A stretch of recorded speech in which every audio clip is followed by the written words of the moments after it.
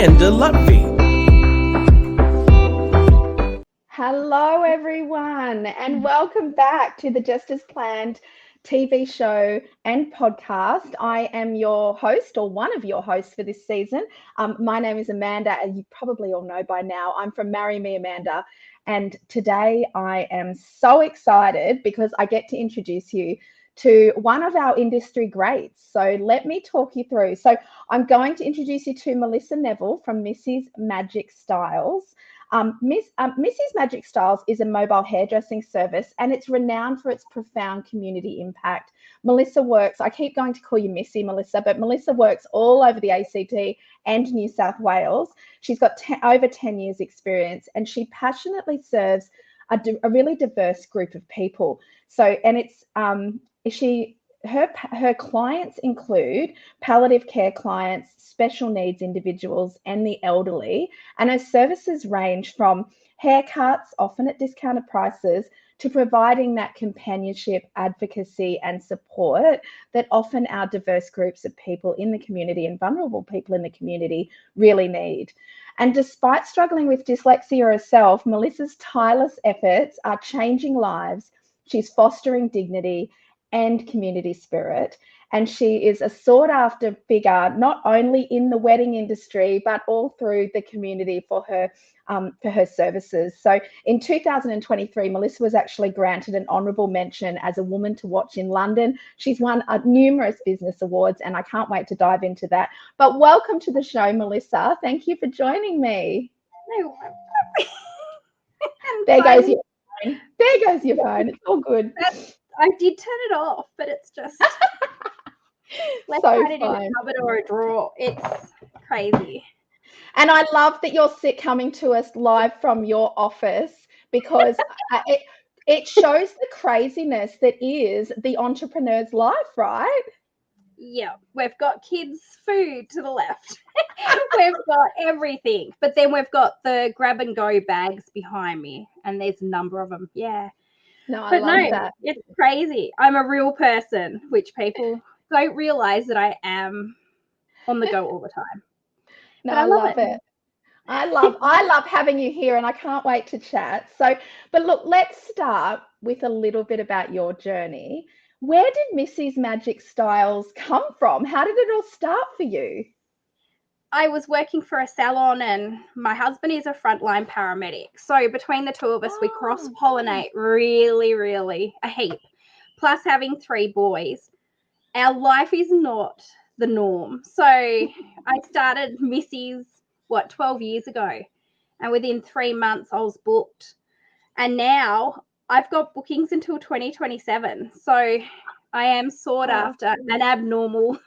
Even accountants don't know how to manage my accounts. There's some major things happening everywhere, but it's good. And I just started for the little people. Like, I thought, well, I'll just start with the elderly. And within 3 months, I was booked 12 months to 2 years in advance, just with the elderly bookings that didn't want to miss out on having that hour with me a day. And I love that. And you just grew. Your wedding hair is amazing. You have to check out Missy's online presence, your Instagram, your Facebook, to see some of your wedding hairstyles, and just, absolutely incredible. But look, before we get into chatting everything weddings, I wanted to talk about the important work you do with the most vulnerable in our community. Tell us a bit about that. I'm imagining that you do more than just offer a haircut when you go and see your clients. Yeah. I can be in dramatic moments with 10 or so nurses telling me to shave someone's head off, to turning around and stating to them, would you like your head shaved? So the dignity of me is every face has a story, if only you listen, but also giving that person her dignity back. So another client today I'm visiting today, because she has no family in ACT. I have done a service for her, but today I'm going to surprise her and just turn up. So the gift of giving is probably what I'd say. And my brides basically pay to have me for the best day of their life, but that then gets put into the community somehow. Yeah, I love that. So you basically reinvest the money that you make through the weddings that you do into supporting those who really need it. Yeah, or like my kids would value from it if I didn't do community, and they say it daily. But I think me and my husband are here to teach our kids that you don't give like get. You actually give back just as much as you can give. So educating people in the community that just because you're one person, you can change thousands of lives just within minutes of just going and doing something different. Yeah. And that's what I don't know, we bring our kids up to be like that. Like I could be out of money because being a service provider, it costs us a lot to run a small business.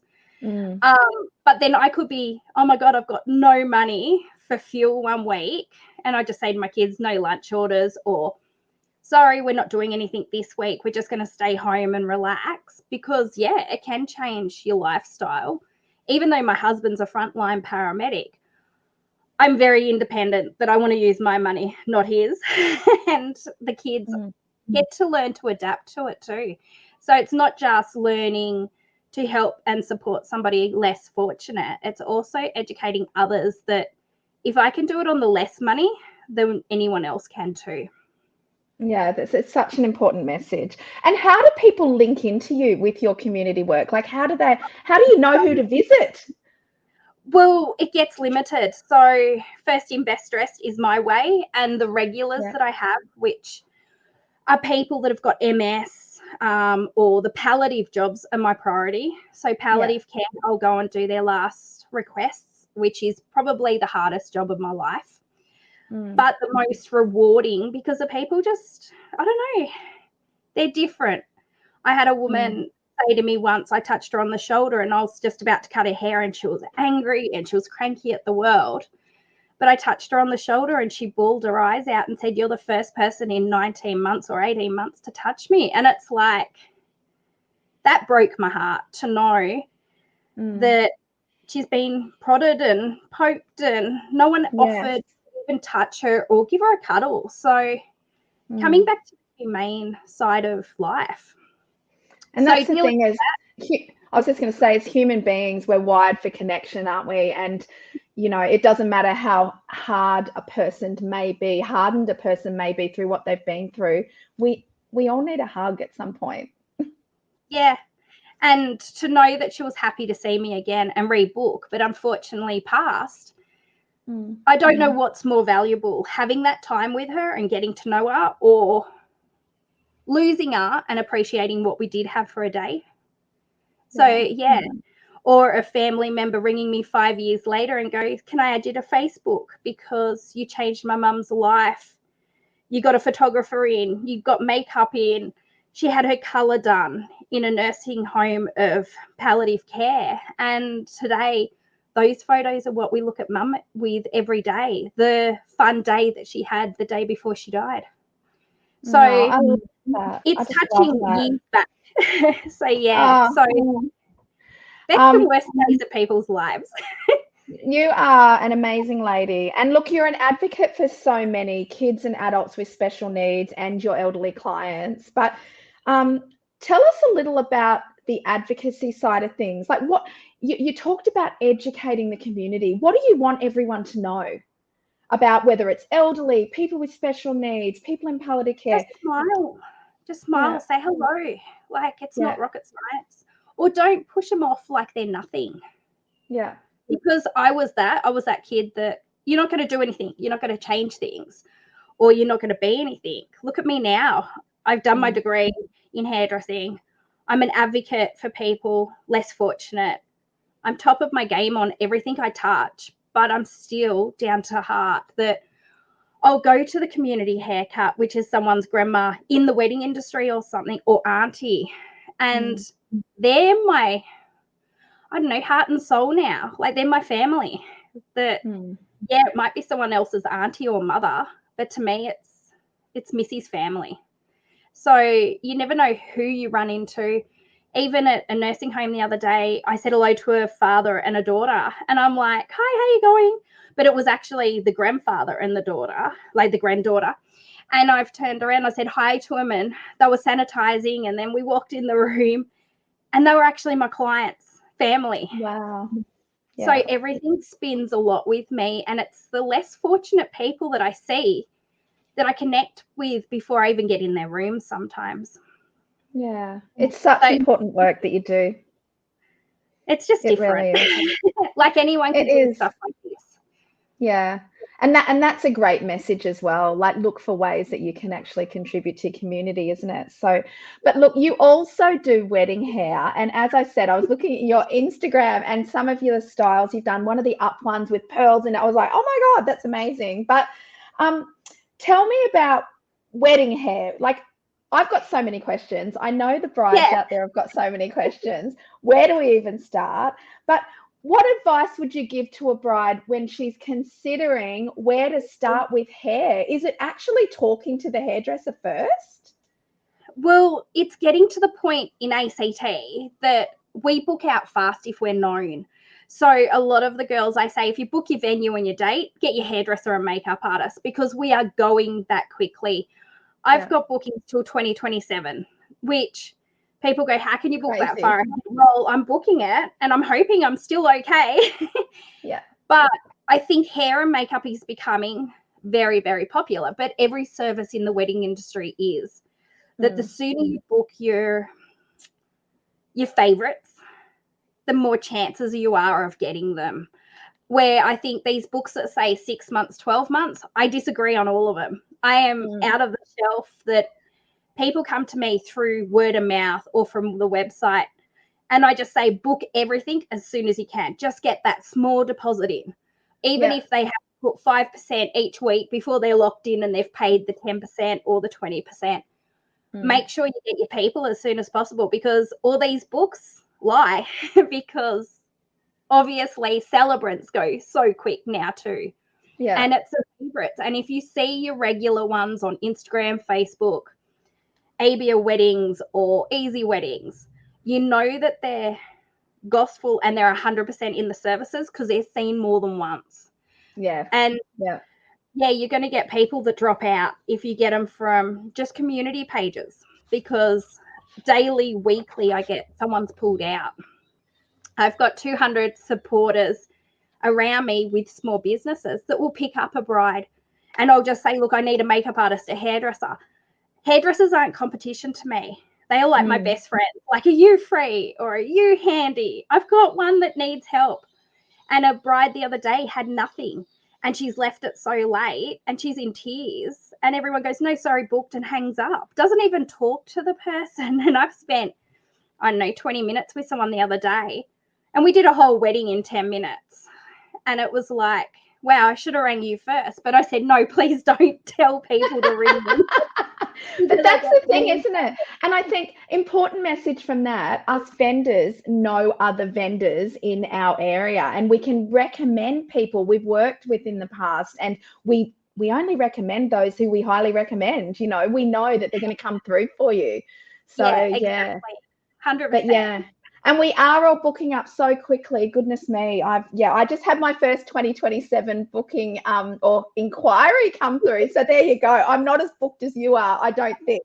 But yeah, it is crazy. And it is, you know, the popular dates. I think ACT is a little bit different to Queensland. We have our season, but it's all year the now. same. Yeah, same. We're exactly the same as you, because I'm also doing people in Perth and sending them to people in Perth and Queensland, because a lot of our people go to your states as well. So you never know when a Canberra person's in Queensland. Not Queensland. I went to Queensland last week. So I wanted to ask you are all over the place. But I wanted to ask you, so what if I've got a bridal party, there's myself as a bride, I've got 4 bridesmaids, and they've all got completely different hair. We've got short, we've got long, we've got bobs. Is that okay? Like, do you just bring it on? I love it. Bring it on. I say to brides, it's up to you. It's your day. If you want them all looking the same, we can do it. But if you've got girls that have got long hair, short hair, we can make it look similar, but not exact. But be honest to yourself what you want first. Be honest with your girls, and they're human too. They're not a structure figure that you're going to make them have their hair all off their face? Are they going to feel uncomfortable? So I bring it back to each person in the chair, that how would that person like to feel? So when I'm doing bridal trials, I just explain, I can teach you the veil, I can teach you the pins, I can give you extra help with the girls. Also bring a couple of photos of what the girls like, and we get an idea of what everyone likes. And then the bride can pick on the day. So it's not putting pressure on her as well, because she's got too much and it's too out of place. The bride I've got tomorrow is amazing. Like, she's out of town, hasn't had trials, just trusting me by the gauntlet. And I'm like, let's run with this. But the styles have been beautiful that she's sent, and they've pretty much planned it. So it's just doing what they ask. You know, the thing that's interesting, isn't it? I think when you've got an experienced vendor like yourself, so if you have someone who's been doing this for 12 years, like, just put your trust in the person as well. But also, you want your bridesmaids to be feeling amazing on the day, because they're going to carry themselves. If they look great in the dress and you've, done a hairstyle that complements their uniqueness, they're just going to feel so good and carry themselves so tall down the aisle, aren't they?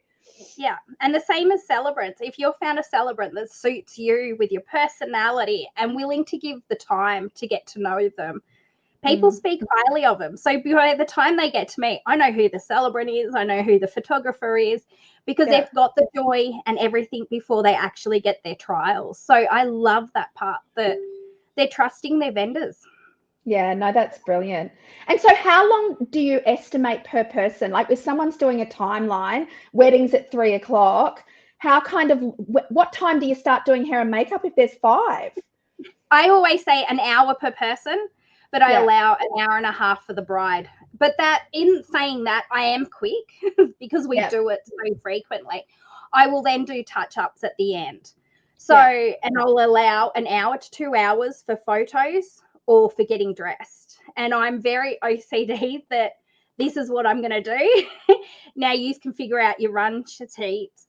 And that way I'm prepared and I don't worry about anything else, but I've allowed the time for them beforehand. So when they book me originally, I book a long time out and I just say, this is your time. We can do whatever. And if someone doesn't like their hair, like, I've had a lot of people say that they've pulled someone's hair out and then gone to charge them for their second hairstyle. And I'm like, no, this is not what we do in our industry. Thanks. Like, we're there as service providers to give them what they want. So there's a lot of that kind of stuff that you hear as well. And I like jingle and go, nah, you can't do it. Yeah, no, that's completely fair enough. You want them to be happy at the end of the day, don't you? But as you said, look the best they've ever looked. So what are you seeing? What's trending this year? Is it up styles, down styles, or is everyone completely different? Everyone's been different, but the Hollywood waves are still going to crash the market. The bows, I'm excessive and compulsive about the bows because I wear bows and have done for 20-something years being an ex-dancer. And I'm loving that we're seeing bows come through.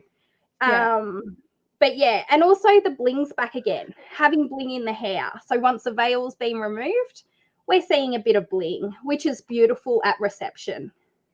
Yeah. I love that. I'm loving the bow trend. How good is the bows? Gorgeous. And then the other day I got called to the Arboretum in Canberra.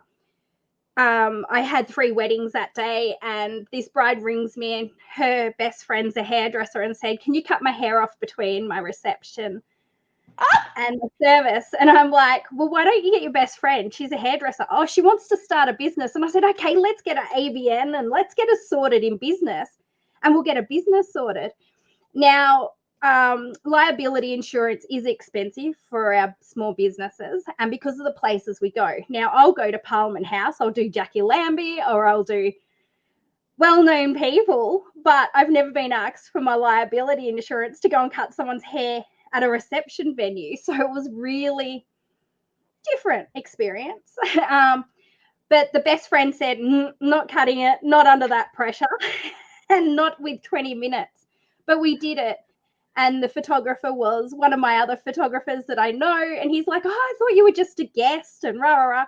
And then when she came out and they did the first look of her hair being chopped off, he just went, yeah, it has to be Missy in the room that did it. So, and then the bride said, Mum doesn't know, so I'm out of there. So I'm like, I'm out before the mother walks in. So I didn't even stay to see what Mum said to the bride. I just went, I'm out. So that's crazy. That is crazy. But I love it. I do crazy things, but that was under the pump and from long to short, before and after styles. I haven't put the photos up yet because they're not the best, but yeah, it's been an eventful year of changes.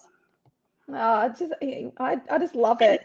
And so I love that story, and I'm imagining that you have so many stories of, bridal makeovers and whatever. Share another story with us. Tell us have you got a favorite one, a favorite bride that you've done? Hundreds. That's hard. And my brides know me so well, so it's like, okay, I'll do this morning. I got to clip it on my Instagram page that just flipped up, and here I am in tears. It was a bride from 10 years ago. And I did a wedding hair, and it's her 10-year anniversary today. So I said, congratulations. And then I asked, if you want to put a clip up, I'll put a clip up on my Instagram. And she goes, hell yeah. She's sending me all these clips. So it happens when you least expect it. So today's clip on my Instagram is actually my bride 10 years ago on her 10-year anniversary. And we're still connected. And and because her grandmother had passed, all I could remember was that. So I had tears remembering the day. So if I have that emotion, same with Nikki, she'd have exactly the same. You know the thing, what I find in this industry is that people, getting to meet people like you is amazing, but we all truly care. Like we love our couples. And we love them long after. It's almost like it's sad the day that the wedding day for me is amazing, but then I don't get to hang out with them anymore and we're not messaging back and forwards. It's almost like this sad breakup with our couples, right? Because we're finished. I don't have many breakups. Most of mine message me. Yeah, look, it's a year on, and they'll send me clippets. So I don't know. And Canberra's smaller than most places. But because of how unique I am, I will message my brides hundreds of times beforehand. I'll have brides at 3 o'clock the morning of the wedding. Oh my God, I saw you up. It's the day. I get to meet you. And I don't know, it's just humbling to know that our clients become our friends. Yeah, it so is. I don't know. I'm in touch with them too much. I love it. I love it. I love it. And tell me, now, Melissa, you juggle so many things. You've obviously got your community work, you've got your wedding hair, and you have 3 boys and a family and a house to run. Like, how do you do it all? And a frontline worker. Yes, and I imagine that shift work and stuff as well. So how do you do it all? Fly by my pants, hope for the best, and then just see what we can do. I'm very organised, very OCD, that I've got everything planned out. My nanny or my mum, I'm like, the day of, oh my God, I didn't message you. Is it still okay to babysit the boys? So I have a great team around me, great supporting network, and the community around me is also great. So I'm also a canteen convener. So I just love people and bringing people in and making sure people are connected. So, and that was the award for community connection, that I'm involved in a lot of stuff. But I think it's just, I don't want that little person sitting away at the corner and not having a talk, or I don't want to have the bridesmaid that's scared, anxiety, all that. I basically bring them under my wing and take them for the day. And even though the day is over, you see these introverted girls become extroverted girls just by the process. So it's beautiful. But you just make it work. Yeah. And you know what? Spoken like a true woman in business, an entrepreneur, and you're an award-winning one at that. So how do we get in touch with you, whether we're ACT brides or New South Wales brides? Is it best to have a look at your socials? Socials, emails, whatever. I'm pretty easy-go-lucky. They come from all areas. So ABR, weddings, easy weddings, if it's a wedding. Then there's my own website, and then Hotmail. There's everything on my email system as well, and phone numbers randomly on everything. The internet. Well, we will make sure that we have Missy's Magic Styles and all of your connection links when we go live with this podcast. And I am so thrilled to have chatted to you today. You're doing amazing work, and it's just it's really been an honor just to chat and hear more about your story. Yeah, I love it. And Amanda, I've met you probably 12 months ago now, so it's been exciting. I was in your book probably 12 months ago in your magazine.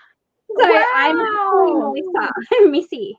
So fabulous. It's amazing to finally meet you and what you're doing for our wedding industry. It's massive. And Nathan as well. Two amazing people bringing the weddings to light. Yeah, you probably met Christine, because Christine is our owner, founder, but I am involved as well as Nathan. So but it's wonderful to have you here. And thank you so much, Melissa. I hope you have a wonderful day, and I hope that your client who you are going to visit today, and we mentioned prior to us getting on here on live today that you were taking a white rose to leave with your client, and I hope that she really appreciates that and loves that, because it's such a beautiful thing that you're doing. And it's been an honor chatting. Thank you, Doc. Thank you. Talk soon. Thank you for joining us for another episode of the Justice Planned Weddings podcast. Please like and subscribe to let us know that you want more videos just like this one. And of course, please follow us on our socials at Justice Planned Wedding on Facebook, Instagram, and YouTube for more expert insights to help your wedding go just as planned.